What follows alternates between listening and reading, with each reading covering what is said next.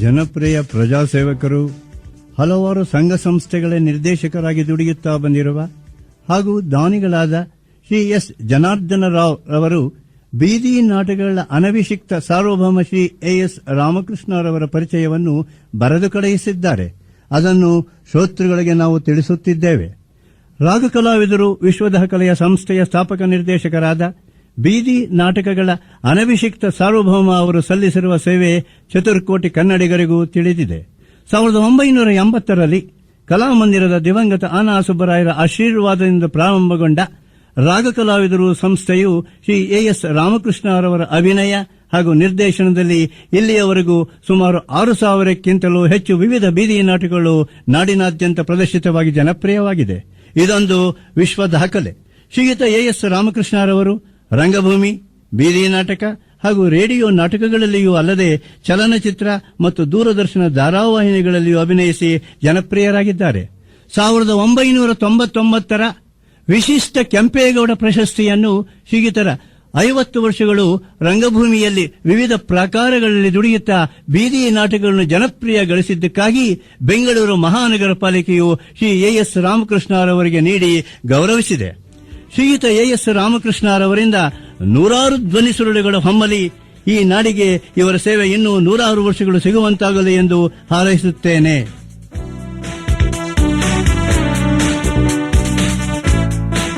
ಶ್ರೋತೃ ಬಾಂಧವರೇ, ರಾಗ ಕಲಾವಿದರ ಜನಪ್ರಿಯ ನಾಟಕ ಪಬ್ಲಿಷರ್ ಪಂಚಾಕ್ಷರಯ್ಯ ಈಗ ಆಲಿಸಿರಿ. ಶಬ್ದವೇದಿ ಚಿತ್ರದ ಖ್ಯಾತ ಹಾಸ್ಯ ನಟ ಎಂಎಸ್ ಉಮೇಶ್ ಮುಖ್ಯ ಪಾತ್ರದಲ್ಲಿ.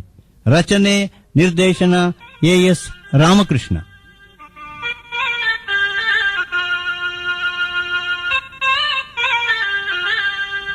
ಸ್ನೇಹಿತರೆ, ಈ ದಿನ ನಮ್ಮ ಜನಪ್ರಿಯ ಪ್ರಚಾರವಾಹಿನಿ ದಿನಪತ್ರಿಕೆಯಲ್ಲಿ ಅನೇಕ ವರ್ಷಗಳು ತಮ್ಮ ಬರವಣಿಗೆಯ ಮೂಲಕ ಕನ್ನಡ ನಾಡು, ನುಡಿ, ಸಾಹಿತ್ಯ, ಲಲಿತಕಲೆ, ಧರ್ಮ, ಸಂಸ್ಕೃತಿ ಅಷ್ಟೇ ಯಾಕೆ ಈ ಸಮಾಜದ ಏಳಿಗೆಗಾಗಿ ಶ್ರೀಯುತ ಶಿವಶಂಕರನವರ ಸೇವೆ ಅಪಾರ, ಗಣನೀಯ. ಇಂದು ಅವರು ನಿವೃತ್ತಿ ಆಗ್ತಿರೋ ಈ ಸಂದರ್ಭದಲ್ಲಿ ಒಂದು ಸರಳ ಸನ್ಮಾನ ಸಮಾರಂಭವನ್ನು ನಾವೆಲ್ಲ ಹಮ್ಮಿಕೊಂಡಿದ್ದೀವಿ. ಶ್ರೀ ಶಿವಶಂಕರನವರು ವೇದಿಕೆಗೆ ಬರಬೇಕಾಗಿ ಪ್ರಾರ್ಥನೆ. ಈಗ ಸನ್ಮಾನ್ಯ ಶಿವಶಂಕರನವರಿಂದ 4 ಮಾತು. ಸ್ನೇಹಿತರೆ, ನಾನು ಹೆಚ್ಚು ಮಾತನಾಡೋದಿಲ್ಲ. ಕಾರಣ ನಿಮಗೆಲ್ಲರಿಗೂ ಗೊತ್ತು. ನನ್ನ ಲೇಖನಿಯೇ ನನ್ನ ಮಾತು. ಆದರೂ ಒಂದು ವಿಚಾರವನ್ನು ಹೇಳ್ತೀನಿ. ಸಾಂಪ್ರದಾಯಿಕವಾಗಿ ನಡೀತಿರುವ ಈ ಬೀಳ್ಕೊಡೆ ಸಮಾರಂಭ ಒಂದು ಕಡೆ ಸಂತೋಷ ಆದರೆ ಮತ್ತೊಂದು ಕಡೆ ದುಃಖ ಆಗ್ತಾ ಇದೆ. ತವರು ಮನೆ ತೊರೆದು ಅತ್ತೆ ಮನೆಗೆ ಹೋಗುವ ವಧುವಿನ ಸ್ಥಿತಿ ನನಗಾಗಿದೆ. ನನ್ನ ಅನೇಕ ವರ್ಷಗಳ ಸೇವೆಗೆ ತಾವೆಲ್ಲರೂ ಕೊಟ್ಟ ಸಹಕಾರವನ್ನು ನಾನೆಂದಿಗೂ ಮರೆಯೋದಿಲ್ಲ. ಈ ಪ್ರಚಾರವಾಹಿನಿ ಪತ್ರಿಕೆಯ ಋಣ 7 ಜನ್ಮದಲ್ಲೂ ತೀರಿಸಲಾರೆ. 1000 ವರ್ಷಗಳು ಈ ಪತ್ರಿಕೆ ಬಾಳಲಿ ಅಂತ ಹಾರೈಸಿ ನನ್ನ ಮಾತನ್ನ ಮುಗಿಸ್ತಾ ಇದ್ದೇನೆ.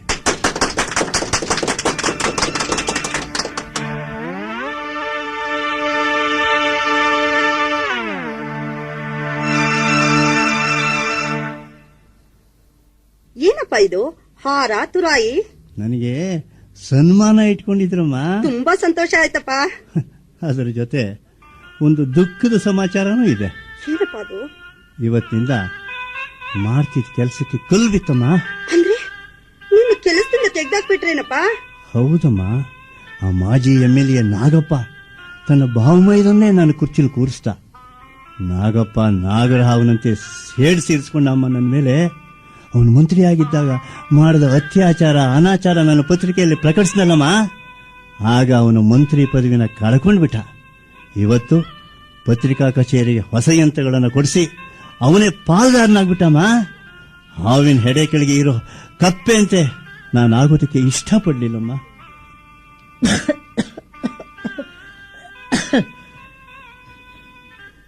ಕೇಳ್ದೇನೆ ನಿಮ್ಮಪ್ಪನ ಮಾತನ್ನ. ಮಂತ್ರಿಗಳನ್ನ ಎದುರು ಹಾಕೊಂಡ್ರೆ ಬಾಳಕ್ಕಾಗುತ್ತಾ? ಅದೇ ನಾಗಪ್ಪ ನಮ್ಮನೆ ಹತ್ರ ಬಂದು ಕಾರ್ ಕೊಡಿಸ್ತೀನಿ, ಬಂಗ್ಲೆ ಕೊಡಿಸ್ತೀನಿ, ಲಕ್ಷಾಂತರ ರೂಪಾಯಿಗಳು ಕೊಡ್ತೀನಿ, ನಿನ್ ಮಗಳ ಮದ್ವೆಗೂ ಸಹಾಯ ಮಾಡ್ತೀನಿ, ಬರೀರಿ ಇನ್ನೊಂದು ವರದಿ, ನಿನ್ನೆ ಪ್ರಕಟವಾದ ವರದಿ ತಪ್ಪು ಅಂತ ವಿಷಾದ ವ್ಯಕ್ತಪಡಿಸ್ರಿ ಅಂದಾಗ ನಿಮ್ಮಪ್ಪ ಏನಂದ್ರು ಗೊತ್ತೇನೆ? ಏನಂದ್ರಮ್ಮ? ರೀ, ಮರ್ಯಾದೆಯಿಂದ ಈ ಮನೆಯಿಂದ ಕಾಲ್ ತೆಗಿತೀರೋ ಇಲ್ಲ ಕತ್ತಿಡ್ದಾಚೆ ದಬ್ಬೇಕು.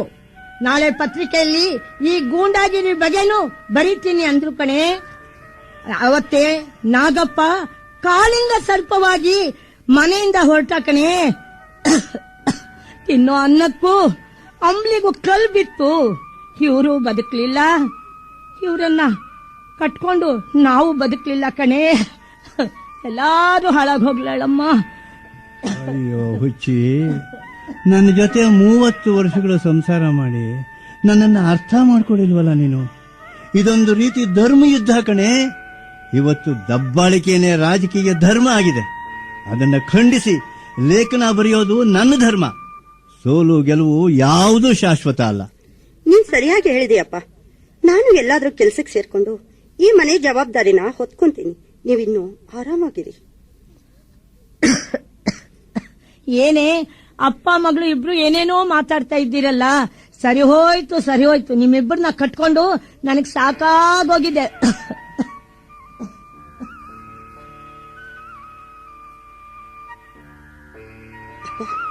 ಒಂದ್ ವಿಚಾರ, ಅಮ್ಮನ ಆಸ್ಪತ್ರೆಗೆ ಸೇರಿಸ್ತಾ ಇದ್ರೆ ಅವಳು ಬದುಕೋದಿಲ್ಲ ಅಂತ ಡಾಕ್ಟರ್ ಹೇಳಿದಾರಪ್ಪ. ಈ ವಿಷಯ ಅಮ್ಮನಿಗೆ ಗೊತ್ತಿಲ್ಲಪ್ಪ. ಅಯ್ಯೋ ದೇವ್ರೆ, ನಿಮ್ಮಮ್ಮ ಜೀವನದಲ್ಲಿ ಯಾವ ಸುಖ ಸಂತೋಷಗಳನ್ನು ಅನುಭವಿಸ್ಲಿಲ್ಲಮ್ಮ. ಈಗ ಅವಳು ಪ್ರಾಣಕ್ಕೆ ಅಪಾಯ ಅಂದ್ರೆ ನನಗೆ ದಿಕ್ಕೇ ತೋಚ್ತಿಲ್ಲ. ಅದಕ್ಕೆಪ್ಪ ಬೇಗ ರಿಕ್ಷಾ ತಗೊಂಡ್ ಬನ್ನಿ, ಆಸ್ಪತ್ರೆಗೆ ಈಗಲೇ ಸೇರಿಸ್ಬಿಡೋಣ.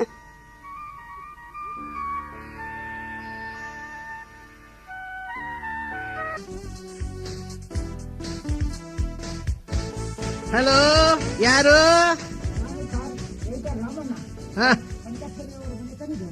ಹೌದಪ್ಪ, ತಾನೇ ಪಂಚಾಕ್ಷರನೇ ಮಾತಾಡ್ತಿರೋದು. ಏನ್ ಸಮಾಚಾರ? ನಮಸ್ಕಾರ. ಹೌದಾ? ಯಾವ ಪುಸ್ತಕ? ಅದೇ ತಾನೆ, ಅದನ್ನ ಅವಲೇ 10,000 ಆರ್ಡರ್ ಕೊಟ್ಬಿಟ್ಟಿದ್ವಿ ಪ್ರಿಂಟ್ ಮಾಡಿಸೋದಕ್ಕೆ. ಹಾವು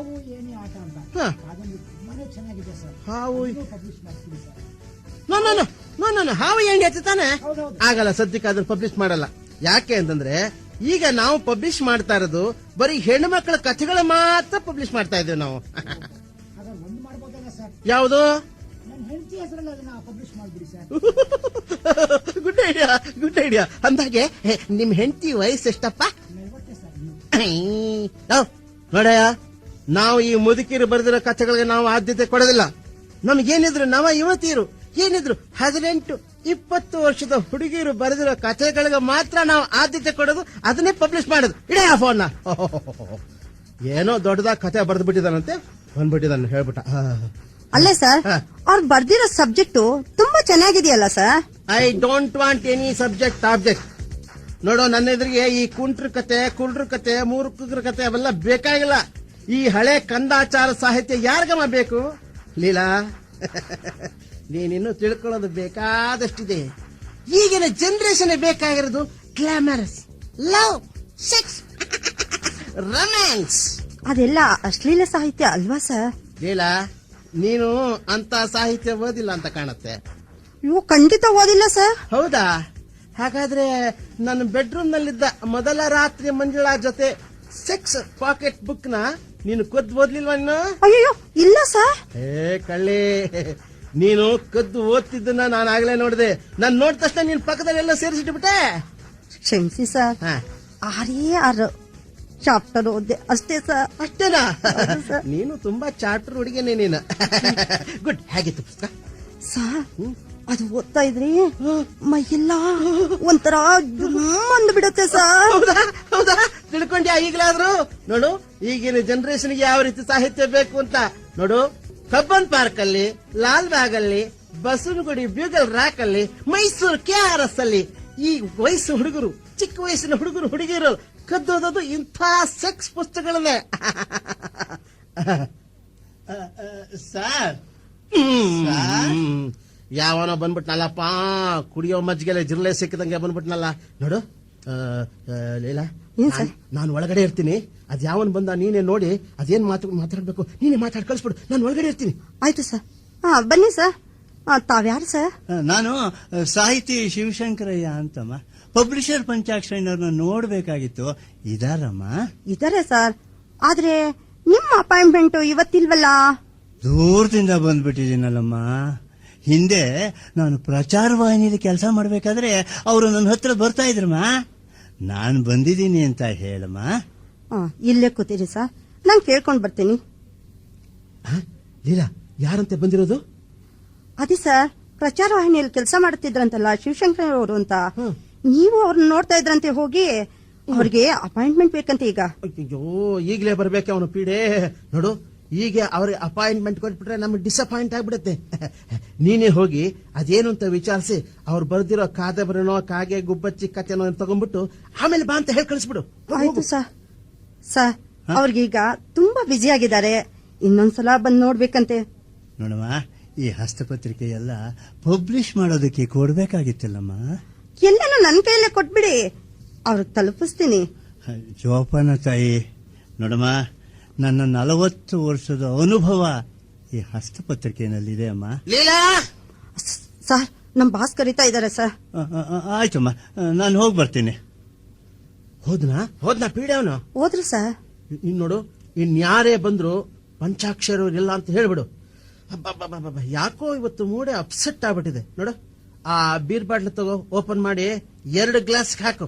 ಇನ್ಯಾರಿಗೆ ಸರ್? ಇನ್ಯಾರಿಗೆ? ನಿನಗೊಂದು, ನನಗೊಂದು. ಅಯ್ಯೋ ಸರ್, ಇದೆಲ್ಲ ನನ್ಗೆ ಅಭ್ಯಾಸ ಇಲ್ಲ ಸರ್. ನೋಡು, ಹೀಗೆ ಅಂತೀಯ, ಮುಂದೆಲ್ಲ ಅವೆಲ್ಲ ಅಭ್ಯಾಸ ಆಗತ್ತೆ. ಪವರ್ ಪ್ರಾಬ್ಲಮ್ ಆದ್ರೆ ಜನರೇಟರ್ ಬೇಕು, ಜನರೇಟರ್ ಓಡೋದಕ್ಕೆ ಡೀಸೆಲ್ ಬೇಕು, ಸೆಕ್ಸ್ ಮೈಂಡ್ ಓಡಬೇಕಾದ್ರೆ ಈ ಡ್ರಿಂಕ್ಸ್ ಬೇಕೇ ಬೇಕು. ಅವಾಗಲೇ ಬಾಡಿಲಿ ಕರೆಂಟ್ ಉತ್ಪತ್ತಿ ಆಗೋದು. ತಗೋ, ಏನೂ ಆಗಲ್ಲ, ಶೀಲ್ಡ್ ಬೇರೆ ತಗೋ, ಕೂಲ್ ಆಗಿರುತ್ತೆ. ಸರ್ ಬೇಡ ಸರ್. ಸರ್, ನಂಗೆ ಇದೆಲ್ಲ ಅಭ್ಯಾಸ ಇಲ್ವಲ್ಲ, ನಂಗೊಂಥರ ಆಗುತ್ತೆ ಸರ್. ಏನಾಗಲ್ಲ, ಕುಡಿ. ತಗೋ ತಗೋ ತಗೋ, ಅದು ಗುಡ್. ಅಯ್ಯೋ ಸರ್, ಗುಡ್. ಒಂಥರ ಕಹಿ ಆಗಿದೆ ಸರ್. ಮೊದ್ಲು ಹಾಗೆ ಇರುತ್ತೆ, ಆಮೇಲೆ ಸರಿ ಹೋಗುತ್ತೆ. ಅಯ್ಯೋ, ಏನೋ ಕಹಿ ಸರ್, ಒಂಥರ ಮೆತ್ಕೆ ವಾಂತಿ ಬರೋ ಹಾಗೆ ಆಗಿದೆ ಸರ್. ಹೌದಾ? ಸರ್, ಒಂಥರ ತಲೆ ಚಕ್ಕರ್ ಆಗ್ತಾ ಇದೆ ಸರ್. ತಲೆ ತಿರುಗ್ತಾ ಇದ್ಯಾ? ಸರ್. ತಲೆ ತಿರುಗ್ತಾ ಇದ್ಯಾ?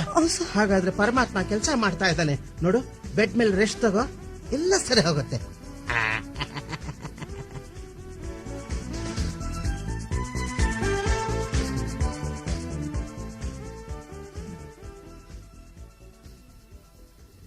ಅಪ್ಪ, ಏನ್ ಕೆಲಸ ಮಾಡ್ತಾ ಇದ್ದೀರಾ? ನಿಮ್ಮೆಲ್ಲ ಬರವಣಿಗೆನು ಅದನ್ನ ತಗೊಂಡೋಗಿ ಕೊಡ್ತಾ ಇದ್ದೀರಲ್ಲ, ಯಾರವನು? ಸ್ವಲ್ಪ ಈರಮ್ಮ, ಎಲ್ಲ ಆಮೇಲೆ ಹೇಳ್ತೀನಿ. ದೇವ್ರು ದೊಡ್ಡವನಮ್ಮ. ಹೇಗೋ ನಿಮ್ ತಾಯಿ ಔಷಧಿ ಖರ್ಚಿಗೆ 1,000 ರೂಪಾಯಿ ಕೊಟ್ಟಿದ್ದಾರೆ. ಇದು ಭಾರಿ ಅನ್ಯಾಯಪ್ಪ. ಅನ್ಯಾಯವೋ ನ್ಯಾಯವೋ, ಈಗ ಲಾಭ ನಷ್ಟದ ಪ್ರಶ್ನೆ ಬೇಡಮ್ಮ. ನಿಮ್ಮ ಅಮ್ಮನ ಜೀವನ ಉಳಿಸ್ಕೋಬೇಕಮ್ಮ ನಾವು. ನಡಿ, ಆಸ್ಪತ್ರೆಗೆ ಹೋಗಿ ಬಂದ್ಬಿಡೋಣ. ಎಲ್ಲ ನಿಮ್ ಇಷ್ಟಪ್ಪ, ಹೇಗಾದ್ರೂ ಅಮ್ಮನ ಉಳಿಸ್ಕೊಳ್ಳೋಣ. ಹೌದಮ್ಮ, ಅಮ್ಮನ ಉಳಿಸ್ಕೋಬೇಕು.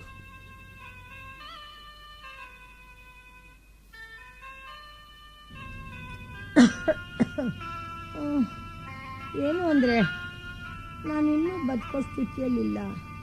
ಮಗಳನ್ನ ಎಲ್ಲಾದ್ರೂ ಒಳ್ಳೆ ಕಡೆ ಕೊಟ್ಟು ಮದುವೆ ಮಾಡ್ಬಿಡಿಯಪ್ಪ. ಸರೋಜಾ, ನೀನು ಆ ರೀತಿ ಮಾತಾಡ್ಬೇಡ. ನಿನಗೇನೂ ಆಗೋದಿಲ್ಲ, ಧೈರ್ಯವಾಗಿರು. ನಿನ್ನ ನಾಳೆ ಡಿಸ್ಚಾರ್ಜ್ ಮಾಡ್ತಾ ಇದ್ದಾರಮ್ಮ. ನೋಡಿ, ಡಾಕ್ಟರ್ ಬರೋ ಹೊತ್ತಾಯ್ತು, ಎಲ್ಲ ಆಚೆಗೆ ಹೋಗಿ. ಸ್ವಾಮಿ, ಸರೋಜಮ್ಮನ ಕಡೆ ನೀವೇನಾ? ಡಾಕ್ಟರ್ ಕೂಗ್ತಾ ಇದ್ದಾರೆ. ನಮಸ್ಕಾರ ಡಾಕ್ಟ್ರೆ. ಸರೋಜಮ್ಮ ನನ್ನ ಪತ್ನಿ. ವಾರ್ಡ್ ಬಾಯಿ ನಿಮ್ಮನ್ನ ಭೇಟಿಯಾಗುವಂತ ಹೇಳ್ದ, ಅದಕ್ಕೆ ಬಂದಿದ್ದೀನಿ. ಕೂತ್ಕೊಳ್ಳಿ. ನಿಮ್ ಮಿಸ್ಸಸ್ ಸರೋಜಮ್ಮನ್ ಕೊಟ್ಟು ಯಾವುದೇ ಮೆಡಿಸಿನ್ ರಿಯಾಕ್ಟ್ ಆಗ್ತಾ ಇಲ್ಲ. ಅದು ಅಲ್ಲದೆ ನಮ್ಮ ಆಸ್ಪತ್ರೆ ಹೆಚ್ಚು ಫೆಸಿಲಿಟೀಸ್ ಇಲ್ಲದೆ ಇರೋದ್ರಿಂದ ತಾವು ಆಕೆ ದಯವಿಟ್ಟು ಬೇರೆ ಹಾಸ್ಪಿಟಲ್ ಶಿಫ್ಟ್ ಮಾಡ್ಕೊಳ್ಳಿ. ಆಯ್ತು ಡಾಕ್ಟ್ರೆ.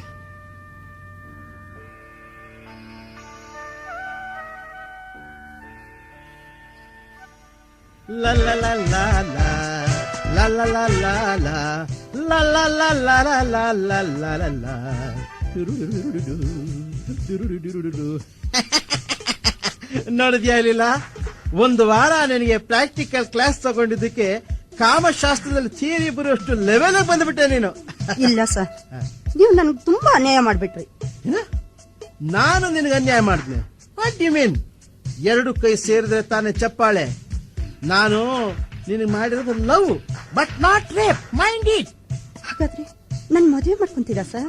ಮದುವೆ ಎಷ್ಟು ಜನಕ್ಕೆ ಅಂತ ಮದುವೆ ಮಾಡ್ಕೊಳ್ಳಿ ನಾನು.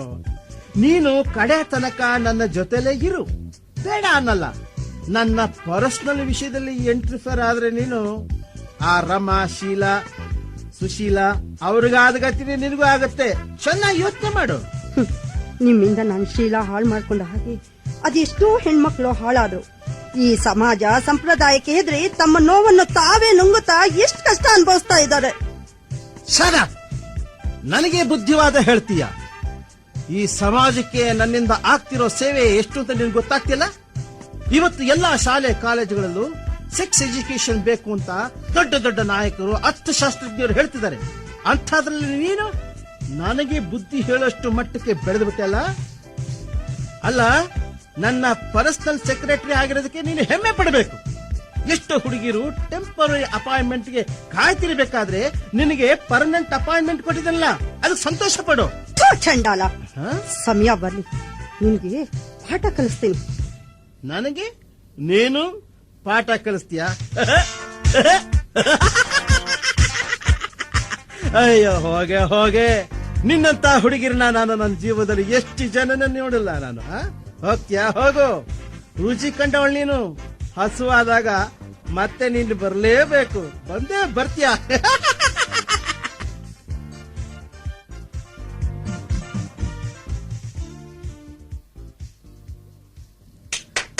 ರೀ ಶಿವಶಂಕರಯ್ಯನವ್ರೆ, ನಿಂತ್ಕೊಳ್ರಿ. ಓ, ನೀವು ಕೂಗಿದ್ದು ನನಗೆ ಕೇಳಿಸ್ಲೇ ಇಲ್ಲ. ಮನೆ ಹತ್ರ ಹೋಗಿದ್ದೆ, ಎಲ್ಲ ವಿಷಯನೂ ನಿಮ್ ಮಗಳು ಹೇಳಿದ್ಲು. ಈಗ ಒಬ್ರು ಹೊಸ ಪಬ್ಲಿಷರ್ ಬಂದಿದ್ದಾರೆ. ನಿಮ್ ಬಗ್ಗೆ ಅವ್ರಿಗೆಲ್ಲ ವಿಷಯ ತಿಳಿಸಿದೀನಿ. ನಿಮ್ ಎಲ್ಲಾ ಕೃತಿಗಳನ್ನ ಅವ್ರಿಗೆ ಕೊಡಿ. 10,000 ಅಡ್ವಾನ್ಸ್ ಕೊಡಿಸ್ತೀನಿ. ಊರು ಹಾಳಾದ್ಮೇಲೆ ದಿಡ್ಡಿ ಬಾಗಿಲು ಹಾಕಿದಾಗ ಆಯ್ತು. ಆ ಪಂಚಾಕ್ಷರಿಗೆ ನನ್ನ ಎಲ್ಲಾ ಕೃತಿಗಳನ್ನು ಕೊಟ್ಬಿಟ್ಟಿದ್ದೀನಿ. 1,000 ರೂಪಾಯಿ ಅಡ್ವಾನ್ಸ್ ಕೊಟ್ಟಿದ್ದಾನೆ. ಈಗಲೇ ನಾನು ಅವನ್ಗೆ 1,000 ರೂಪಾಯಿ ವಾಪಸ್ ಕೊಟ್ಬಿಡ್ತೀನಿ. ಬನ್ನಿ, ಎಲ್ಲಾ ಕೃತಿಗಳನ್ನ ತಂದ್ಬಿಡೋಣ. ಅದೇ ಹೇಗೆ ಸ್ವಾಮಿ? ಪ್ರಯತ್ನ ಪಡೋಣ, ಬನ್ನಿ. ಸರಿ, ನಡಿ.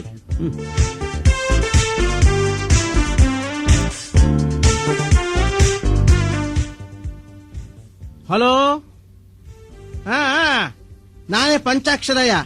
ಏನ ಫಂಕ್ಷನ್? 20ನೇ ತಾರೀಕು ನಾನು ತಮಿಳ್ನಾಡಿಗೆ ಹೋಗ್ತಾ ಇದ್ದೀನಿ. 21ನೇ ತಾರೀಕು ಕೇರಳಕ್ಕೆ ಹೋಗ್ತಿದ್ದೀನಿ. 23 ಮಹಾರಾಷ್ಟ್ರದಲ್ಲಿ ಸನ್ಮಾನ ಇದೆ. ಹಾ ಹಾ, ಹೇಳಿಪ್ಪ ಹೇಳಿ. ನಿಮ್ಮ ಸಂಘಕ್ಕೆ ನಾನು ಬರದೇ ಇರ್ತೀರಾ? ಮುಂದಿನ ತಿಂಗಳು ಮೊದಲನೇ ವಾರದಲ್ಲಿ. ಅಯ್ಯಯ್ಯೋ, ಅವಾಗ ಆಗಲ್ಲ. ಆಗ ನಾನು ಅಮೆರಿಕ ಕನ್ನಡ ಸಂಘದವರು ನಾನು ಕರೆದಿದ್ದಾರೆ. ಡೂ ಒನ್ ಥಿಂಗ್, ಫೆಬ್ರವರಿ 30ನೇ ತಾರೀಕು ಇಟ್ಕೊಂಡ್ಬಿಡಿ. ಏನಂದ್ರಿ? ಓಹ್, ಹೌದಲ್ವಾ, ಫೆಬ್ರವರಿ 30 ಇಲ್ಲ. ಸಾರಿ ಸಾರಿ ಸಾರಿ ಸಾರಿ.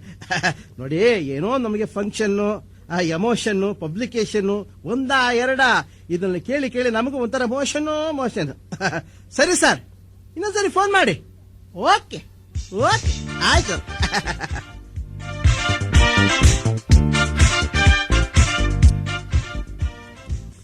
ಸರ್ ಸರ್, ಓಹ್, ಯಾರು? ಓಹ್, ಬನ್ನಿ ಬನ್ನಿ ಬನ್ನಿ ಬನ್ನಿ ಬನ್ನಿ ಬನ್ನಿ ಬನ್ನಿ ಬನ್ನಿ ಬನ್ನಿ, ಕೂತ್ಕೊಳ್ಳಿ. ನಮಸ್ಕಾರ ನಮಸ್ಕಾರ. ಏನಾಗ್ಬೇಕಾಗಿತ್ತು? ಅದು ನಮ್ಮ ಪ್ರಕಾಶ್ ರಾಯರು ಬಂದಿದ್ದಾರೆ. ಸರ್, ನಿಮ್ಮನ್ನೇ ನೋಡೋಕೆ ಅಂತ ಬಂದ್ವಿ ಸರ್. ಹಾ, ಹಾ, ಹಾ. ನಮ್ಮ ಶಿವಶಂಕರನವ್ರ ವಿಚಾರ ಮಾತಾಡ್ಬೇಕಾಯ್ತು. ಸಾರ್, ಏನ್ ಮಾತಾಡೋದು ಏನಿದೆ ಸರ್? ಪಾಪ ಅವ್ರ ಕಷ್ಟ ಎಲ್ಲ ಗೊತ್ತಾಯ್ತು. ಅವ್ರ ಕಷ್ಟ ಕೇಳಿ ನಾನು 1 ಲೋಟ ಬೀರು, ಸಾರಿ 1 ಲೋಟ ನೀರು ಸಹಿತ ಮುಟ್ಲಿಲ್ಲ. ಪಾಪ ಹೆಂಡತಿನ ಆಸ್ಪತ್ರೆ ಸೇರಿಸಿದ್ದಾರೆ ಅಂತಂದ್ರು. 1,000 ರೂಪಾಯಿ ನಾನು ಕೊಟ್ಬಿಟ್ಟೆ ಸರ್. ಈಗಿನ ಜನ ಇವ್ರು ಬರೆಯುವಂತ ಕೃತಿಗಳನ್ನ ಓದಲ್ಲ. ಅಯ್ಯೋ, ವಿತ್ ಗ್ರೇಟ್ ರಿಸ್ಕ್ ನಾನು ಈ ಧೈರ್ಯ ಮಾಡಿ ಎಲ್ಲಾನು ಪ್ರಿಂಟಿಂಗ್ ಕಳಿಸ್ಬಿಟ್ಟಿದ್ದೀನಿ. ಅದಕ್ಕೆ ನನಗೂ ಶಿವಶಂಕರಪ್ಪನವ್ರಿಗೂ ಒಂದು ಅಗ್ರಿಮೆಂಟ್ ಸಹಿತ ಆಗಬಿಟ್ಟಿದೆ.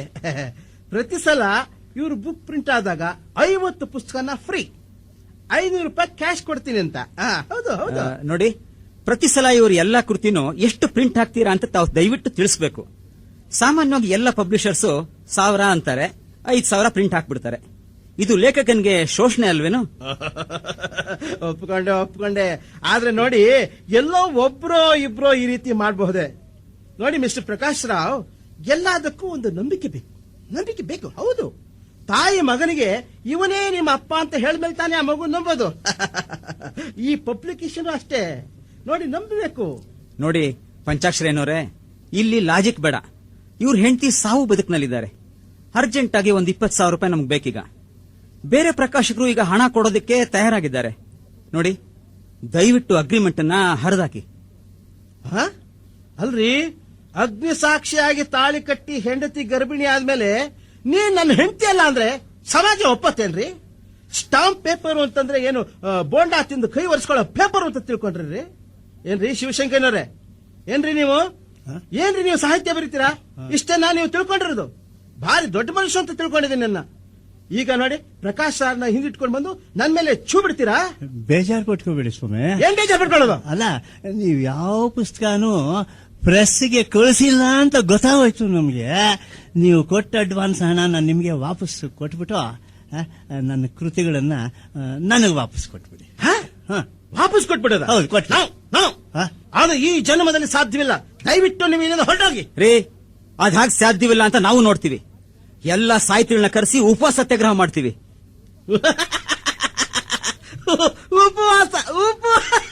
ಉಪವಾಸ ಸತ್ಯಾಗ್ರಹ ಮಾಡ್ತೀರಾ? ಅಲ್ರಿ, ಪಾಪ ಶಿವಶಂಕರ್ನವ್ರಿಗಿರೋದೇ ಒಂದೇ ಒಂದು ಉಸಿರು. ಅವ್ರನ್ನ ಯಾಕ್ರಿ ಉಪವಾಸ ಕೇಳ್ತೀರಿ? ಅವ್ರ ಜೊತೆಲಿ ಯಾರು ಅವ್ರ ಹೆಂಡತಿ ಪಕ್ಕದಲ್ಲಿ ಇನ್ನೊಂದು ಬೆಡ್ ಹಾಕಿ ಮಲಗಿಸ್ಬೇಕು ಅಂತಿದ್ದೀರಾ ನೀವು? ನೋಡಿ, ನಿಮ್ಮನ್ನ ಹೀಗೆ ಬಿಡೋದಿಲ್ಲ. ಕೋರ್ಟ್ ಮೆಟ್ಲು ಹತ್ತಿಸ್ತೀನಿ. ಕೋರ್ಟ್ ಮೆಟ್ಲು ಹತ್ತಿಸ್ತೀರಾ? ರೇ ಯಜಮಾನ್ರೆ, ಈ ಕೋರ್ಟು ಕಚೇರಿ ಪೊಲೀಸ್ ಸ್ಟೇಷನ್ ನಮಗೆ ಅಡಿಗೆ ಮನೆ ಬಚ್ಚಲ ಮನೆ ಇದ್ದ ಹಾಗೆ. ಕೋರ್ಟ್ ಮೆಟ್ಲು ಹತ್ತಿಸ್ತೀರಾ? ಮೆಟ್ಲು ಹತ್ಸ್ಬೇಡಿ, ಆ ಹೈಕೋರ್ಟ್ ಬಿಲ್ಡಿಂಗ್ ಮೇಲೆ ಗೋಪುರದ ಮೇಲೆ ಕೂತ್ಕೊಳ್ರಿ. ಯಾರು ಬೇಡ ಅಂತಾರೆ? ನೋಡಿ ಪಂಚಾಕ್ಷರಿ ಏನೋರೆ, ಒಂದು ಮಾತು ಹೇಳ್ತೀನಿ. ಒಬ್ಬ ಸೃಜನಶೀಲ ಲೇಖಕನಿಗೆ ಇರುವಂತ ಸಂಸ್ಕೃತಿ ಸಂಸ್ಕಾರ ಪ್ರಕಾಶಕರಿಗೂ ಇರಬೇಕ್ರಿ. ಹೋಗ್ರಿ, ಅಗ್ರಿಮೆಂಟ್ ಮಾಡಿ ಹಣ ತಗೊಂಡು ಈಗ ಸಂಸ್ಕೃತಿ ಬಗ್ಗೆ ಮಾತಾಡ್ತಿದ್ರಾ? ಎಲ್ಲ ಹುಚ್ಚಾಸ್ಪತ್ರೆ ಹೋಗ್ಬೇಕಾದವ್ರು ದಾರಿ ತಪ್ಪಿ ಇಲ್ಲಿ ಬಂದಿದ್ದೀರಿ. ನನ್ನ ಮೂಡೆಲ್ಲ ಅಪ್ಸೆಟ್ ಆಯ್ತು, ಹಾಳಾಯ್ತು. ಹೋಗ್ರಿ ಸುಮ್ನೆ. ಶಿವಶಂಕರ ಏನೋರೆ, ನಡ್ರಿ ಹೋಗೋಣ. ಮುಂದೆ ಏನ್ ಮಾಡ್ಬೇಕು ಅಂತ ನಾವು ಯೋಚನೆ ಮಾಡೋಣ. ನಡೀರಿ ಸ್ವಾಮಿ, ಬನ್ನಿ. ನಡೀರಿ. ಎಲ್ಲ ಹುಚ್ಚರು.